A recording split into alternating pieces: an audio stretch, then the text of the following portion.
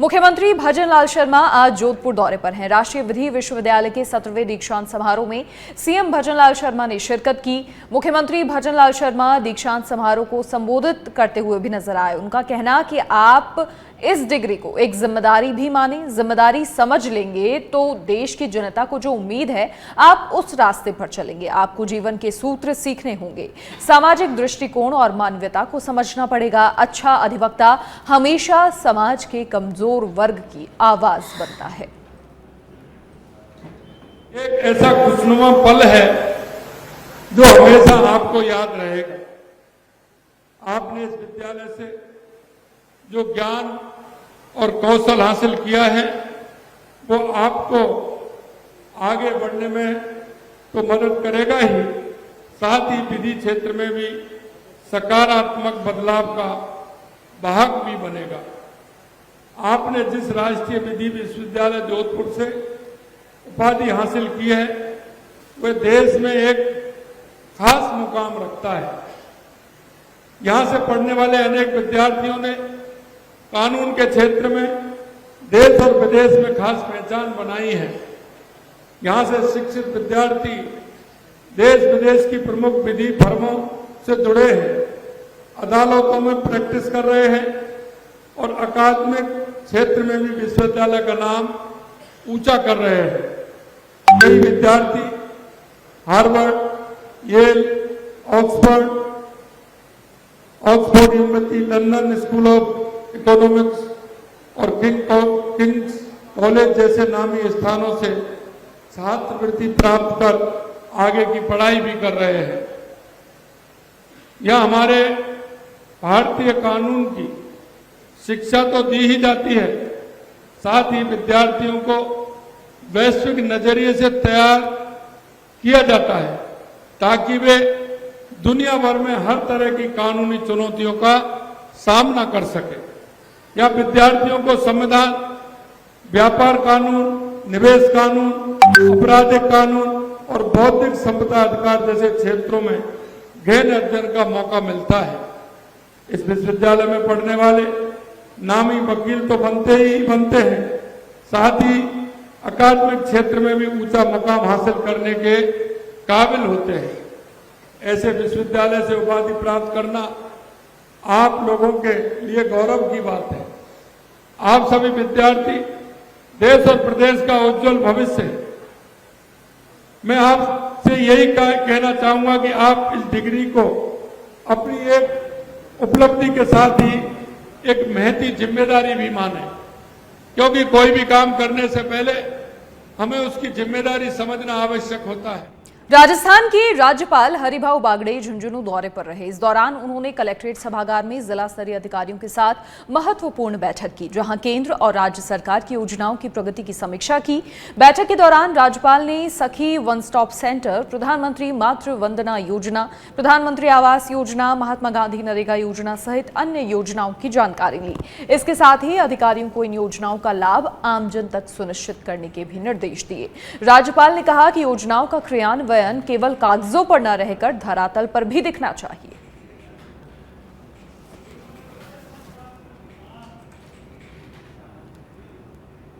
राजस्थान कर्मचारी चयन बोर्ड ने हाल ही में निकाली गई पटवारी भर्ती परीक्षा में आरक्षण की विसंगतियों का आरोप लगाया है। युवाओं का ये कहना है कि इस विज्ञप्ति में ओबीसी के लिए कुल पद 303 रिक्त दर्शाए गए हैं और आर्थिक रूप से पिछड़ा वर्ग, ईडब्ल्यूएस वर्ग के अभ्यर्थियों के रिक्त पदों की संख्या 405 बताई गई है।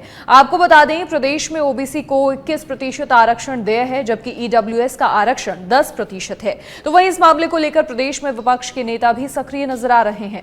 बायतू विधायक हरीश चौधरी, विधायक विकास चौधरी, सांसद राहुल कसवा, सांसद हनुमान बेनीवाल के साथ ही प्रदेश के कई दिग्गजों ने इस मामले को लेकर मोर्चा खोल दिया है। वहीं भर्ती में आरक्षण को लेकर प्रदेश के युवाओं का क्या कहना है, सुनिए। देखिए कुणाल जी, ये जो मामला है सुनील जी, कि जो अध्ययन बोर्ड ने भर्ती विज्ञापन जारी किया 2020 का, मात्र 2020 पद है, उसमें से नॉन टीएसपी के 1733 है और उसमें से भी जो आरक्षण के अनुसार पद होने चाहिए, जैसे ओबीसी, एससी, एसटी के, वो उनके अनुसार पद नहीं दिए गए हैं। और आप ये मान के चलो कि यूआर कैटेगरी अनरिजर्व अनारक्षित श्रेणी है, उसके भी लगभग 177 पद कम है। ओबीसी के लगभग 60 पद कम है, एससी के लगभग 50 पद कम है और एसटी के लगभग 32 पद कम है। तो इस प्रकार की विसंगतियां डिपार्टमेंट के द्वारा हुई है, इसके लिए जिम्मेदार है राजस्व विभाग, जिसके मंत्री हेमंत कुमार मीणा जी। मेरी मीडिया के माध्यम से मुख्यमंत्री जी विशेष रूप से अनुरोध है कि जब आरक्षण व्यवस्था संविधान द्वारा दी गई है तो उनके अनुसार पदों का वर्गीकरण होना चाहिए, और ये सब कुछ रोस्टर की विसंगतियों की वजह से होता है, जिसका विरोध कल से आप देख रहे हो सब लोग कि प्रदेश के युवा पुरजोर तरीके से कर रहे हैं। पहले तो पटवारी भर्ती परीक्षा में यहाँ सीईटी एक बाधा सबसे पहले, उसके बाद में सीईटी की बाधा से जब निकले विद्यार्थी, पदों की संख्या को देखकर विद्यार्थी और जितना मनोबल था कि अच्छी तैयारी करें हम, तो मनोबल भी कम हुआ।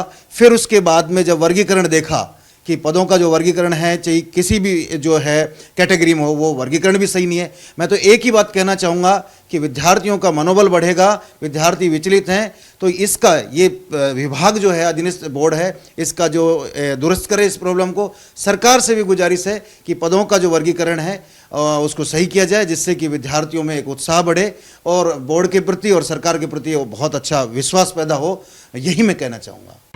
कर्मचारी चयन बोर्ड के द्वारा पटवारी भर्ती 2025 का विज्ञापन जारी कर दिया गया है, जिसमें एससी, एसटी, ओबीसी और जनरल कैटेगरी में जो पदों का वर्गीकरण है वो आरक्षण के अनुसार नहीं किया गया है, जिसको लेकर प्रदेश के युवाओं में भारी आक्रोश है। माननीय मुख्यमंत्री भजन लाल जी से हाथ जोड़कर विशेष निवेदन है कि पटवारी भर्ती के विज्ञापन में आरक्षण विसंगति दूर करके संशोधित विज्ञप्ति जो है जल्दी से जल्दी जारी किया जावे, जिससे प्रदेश के जो युवा है उनको संबंधित कैटेगरी के आरक्षण का लाभ मिल सके। हाल ही में 2 दिन पहले पटवारी की भर्ती निकाली है। हम अगर वहां आकलन करें जो सरकार द्वारा प्रदत्त आरक्षण है, जैसे ओबीसी को 21% है, उसके अकॉर्डिंग जितनी सीटें बढ़नी चाहिए थी वो 1733 पदों पर भर्ती आई नॉन टीएसपी की, उसमें करीब 363 पद बनने चाहिए थे, लेकिन 303 ही पद मिले। जो पदों में जो कटौती है, ये कहीं ना कहीं सरकार की ऐसी मंशा है कि जो पूरी तरह से रोस्टर प्रणाली उसको अपडेट नहीं करना, इस तरह की जो समस्याएं आ रही है, तो सरकार को इन पर ध्यान देना चाहिए। अब अभ्यर्थी इतनी मेहनत कर रहा है, तैयारी कर रहा है, अगर उसे पद ही नहीं मिलेंगे, सरकार कह रही है कि आपको 21% आरक्षण है, अगर उनको पूरा आरक्षण ही नहीं मिलेगा तो कहीं ना कहीं बहुत भारी समस्या है छात्रों के साथ। सरकार जब भी ये वोट गिरते हैं तो उस समय बड़ा ओबीसी वर्ग, एससी एसटी वर्ग की बात करती है, उनके वोट लेकर सरकार बनती है, लेकिन जब यही सरकार बन जाती है तो छात्रों के साथ कुठाराघात करती है। और ऐसा सिर्फ ओबीसी वर्ग में नहीं हुआ है, एससी एसटी वर्ग के अंदर भी सीटों के पदों की कटौती की गई है। मेरा सीधा सा आक्षेप है कि कई जिलों में बिल्कुल 0 पोस्ट है, तो वहाँ के अभ्यर्थी फॉर्म भर के क्या करेंगे, वो क्यों पैसे खर्च करेंगे।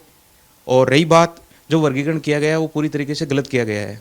किसी आज ईडब्ल्यूएस को 10% रिजर्वेशन है, ना उनका कोई बैकलॉग है, ना उनकी कोई अभी तक की रोस्टर रजिस्टर मेंटेन कर रखा है, फिर भी उनको पद है वो 23% के आसपास दिए गए हैं, जबकि एससी, एसटी और ओबीसी के कई जिलों में शून्य पद है।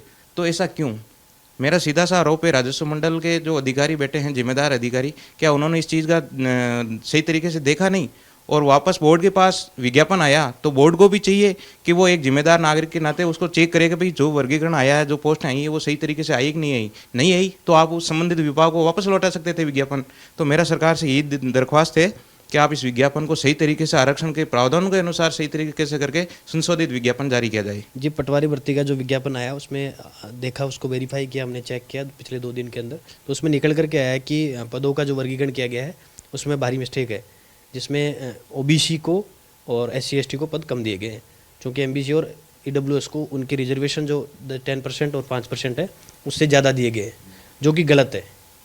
तो मेरा निवेदन है राजस्व मंडल अजमेर से कि एक बार इसको वापस वेरीफाई करें चीज़ों को और फिर वापस अधीनस्थ बोर्ड को दें। और अधीनस्थ बोर्ड में बैठे जो लोग हैं उनको मैं कहना चाहता हूँ कि एक बार आपके पास विज्ञप्ति आए तो उसको चेक करके पढ़ करके फिर वापस आप भेजा करो। आरएमएससीएल की प्रबंध निदेशक नेहा गिरी जैसलमेर पहुंची और इस दौरान उन्होंने जवाहर अस्पताल का औचक निरीक्षण किया। साथ ही मुख्यमंत्री निःशुल्क दवा एवं जांच योजना की स्थिति का जायजा भी लिया। तो वहीं दवा केंद्रों पर दवाई स्टॉक नहीं होने को लेकर नाराजगी भी जाहिर की और लापरवाही बरतने वाले अधिकारियों और कर्मचारियों को जमकर फटकार लगाई। संबंधित अधिकारियों को समस्याओं का समाधान करने के निर्देश दिए। आज जैसलमेर जो दौरा है विशेषकर तो क्योंकि मुझे प्रभारी सचिव बनाया गया है जैसलमेर डिस्ट्रिक्ट का, उसके तहत जो बजट घोषणाएं हैं 23-24 और 24-25 की, उसकी क्रियान्विति कैसे हो सके, वो माननीय प्रभारी महोदय के साथ बैठक में ये एक काफी विस्तृत चर्चा की गई। क्योंकि मैं एमडी हूँ RMSCL की। RMSCL का बहुत ज्यादा इक्विपमेंट्स की सप्लाई भी करता है, कुछ प्रोग्राम्स की भी मॉनिटरिंग करता है, और जो मेनली मुख्यमंत्री निःशुल्क दवा योजना है उसमें दवा की उपलब्धता होनी चाहिए और किस तरीके से समय रहते दवा की कोई खराबी भी नहीं हो, एक्सपायरी नियर एक्सपायरी दवाइयों का भी वितरण किस प्रकार से सुचारू रूप से होना है, उसकी भी एक पूरी मॉनिटरिंग होती है। उसी के तहत आज मैं DH में हमने देखा और PMO और CMHO और हमारे जो DPC RMSCL के वो भी हमारे साथ में थे। कुछ एक कमियां यहाँ पे पाई गई हैं जिसके लिए हमने PMO साहब को निर्देश दिया है कि वो वीकली मॉनिटरिंग करें। दवाइयों की उपलब्ध जहां राज्य जीव जंतु कल्याण बोर्ड अध्यक्ष और प्रभारी मंत्री जसवंत सिंह बिश्नोई सरकार की बजट घोषणाओं और जन कल्याणकारी योजनाओं को लेकर उन्हें धरातल पर जन जन तक पहुंचाने को लेकर उन्होंने चर्चा की और साथ ही जिला कलेक्ट्रेट सभागार में प्रेस वार्ता कर फलौदी को विकसित करने जैसे कई सारी योजनाओं को पत्रकारों के सामने रखा। इस दौरान प्रभारी मंत्री जसवंत सिंह ने जिला अस्पताल की व्यवस्थाओं जैसे चिकित्सकों की कमी के साथ इसके अलावा सीवरेज और अतिक्रमण की समस्या के समाधान करवाने को लेकर भी आश्वासन दिया, चर्चा की। कोई टाइम नहीं लगता कि उसको आगे बढ़ाना पड़ता है। जो आज के दिन स्थिति एक पुलिस जिला नया बना है, इसमें इतने पुल नया तो चीज नफरी है। आज के दिन पुलिस में नफरी है, आज प्रशासन में जो इनके प्रशासन में भी आज क्या पुलिस जो RWA की कोई मांग हो रही है, कोई हो रही या इनके आप प्रशासनिक अधिकारी भी कम है, तो इसमें थोड़ा टाइम लगता है। लेकिन इसको विद इन ईयर आपको महसूस हो जाएगा कि ये अभी तक तो लोगों को ये महसूस होना चाहिए कि जिला बन गया और हमारे जिला बनने से हमारी बात, तो अभी उसमें थोड़ा टाइम लगे, लेकिन काम सरकार पे अपनी युद्ध में चल रहा है बहुत जल्दी। सारा अब देखिए 1000 करोड़ दिए हैं जिले को डेवलपमेंट करने, नए जिले बनने को डेवलपमेंट करने के लिए।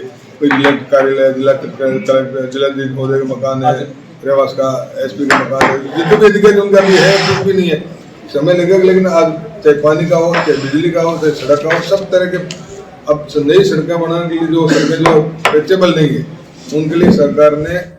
शाहपुरा में राष्ट्रीय स्वयंसेवक संघ का पथ संचलन भव्य रूप से संपन्न हुआ। कार्यक्रम आदर्श विद्या मंदिर गांधीपुरी से शुरू होकर स्वयंसेवकों ने बैंड की धुन पर अनुशासित कदम ताल किया। त्रिमूर्ति चौराहे पर विधायक डॉक्टर लालाराम बैरवा, नगर परिषद सभापति रघुनंदन सोनी और नगर अध्यक्ष पंकज सुगंधी ने स्वयंसेवकों का स्वागत किया और इस दौरान भारत माता की जय के नारों से वातावरण गुंजायमान हो उठा। सुरक्षा व्यवस्था के लिए अतिरिक्त पुलिस अधीक्षक राजेश आर्य और DSP ओम प्रकाश बिश्नोई के नेतृत्व में 2 थानों का पुलिस जाब्ता तैनात रहा। हर चौराहे पर पुलिस बल की मौजूदगी थी।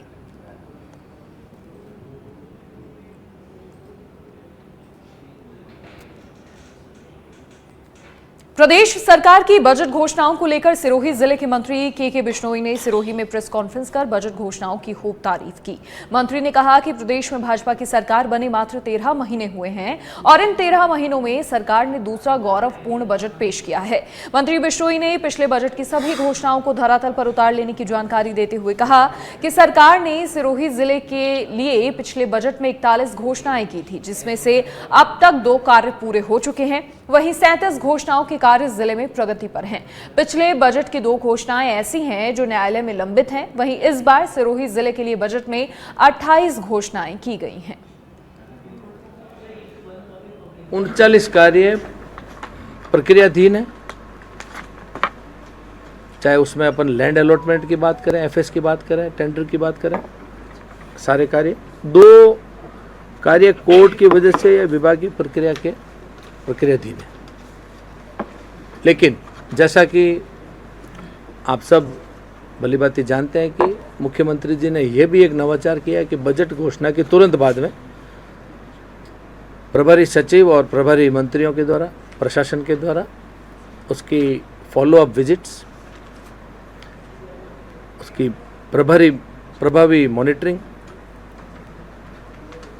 प्रदेश लेवल से, जिले लेवल से, और एक बार भी नहीं, अलग अलग समय पर मॉनिटरिंग, ताकि प्रदेश की जनता को सिर्फ घोषणाओं का ये प्रदेश ना रह करके जमीन पर उनके द्वारा किए गए सारे कार्यों का क्रियान्वयन जमीनी स्तर पर हो।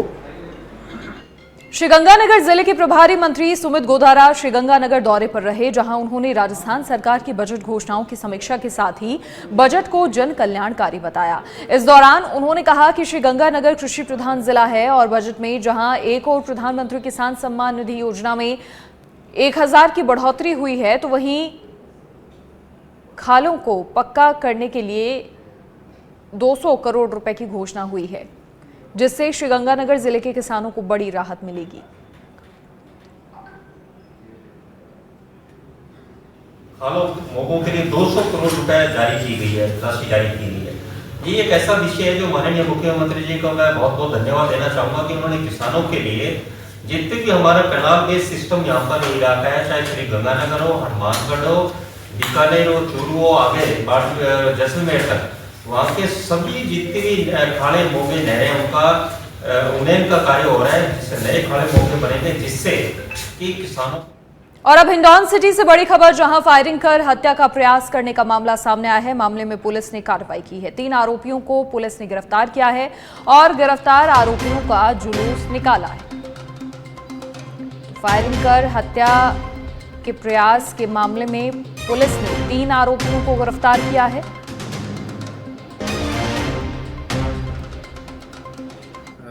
रविंदर और हिटलर एक आत्मन अपराधी है, बदमाश किस्म का आदमी, जिसके विरुद्ध थाने पर दर्जनों प्रकरण दर्ज है।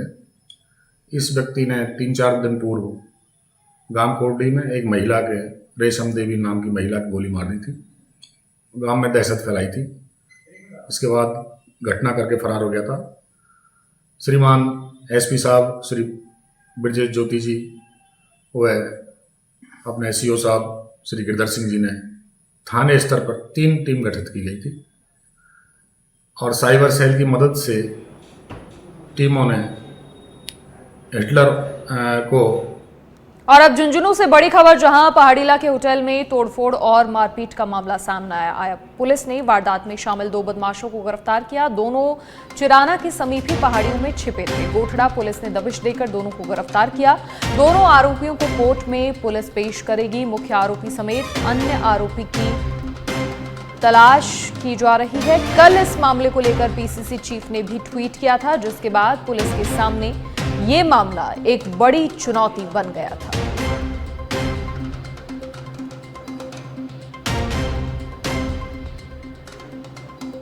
हनुमानगढ़ जिले के टिब्बी थाना क्षेत्र में रिश्तों को तार तार करने का सनसनीखेज मामला सामने आया है। टिब्बी थाना अधिकारी हंसराज लूणा ने बताया कि 15 वर्षीय नाबालिग ने अपने पिता पर दुष्कर्म का आरोप लगाया है। इस मामले में पुलिस ने मुकदमा दर्ज कर आरोपी पिता को हिरासत में लिया है और नाबालिग का मेडिकल बोर्ड से मुआयना करवाया है। नाबालिग को बाल कल्याण समिति हनुमानगढ़ के समक्ष पेश कर सखी सेंटर भिजवाया है और वहीं आरोपी पिता से पूछताछ जारी है।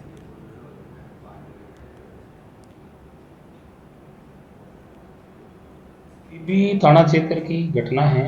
एक नाबालिग बच्ची अपनी मां के साथ थाना में उपस्थित होकर एक लिखित रिपोर्ट पेश की। अपने पिता पे बलात्कार करने का आरोप लगाया है। उक्त रिपोर्ट पे मुकदमा दर्ज किया गया। मुकदमा दर्ज किया जाकर मेडिकल बोर्ड द्वारा मेडिकल मुआयना कराया गया।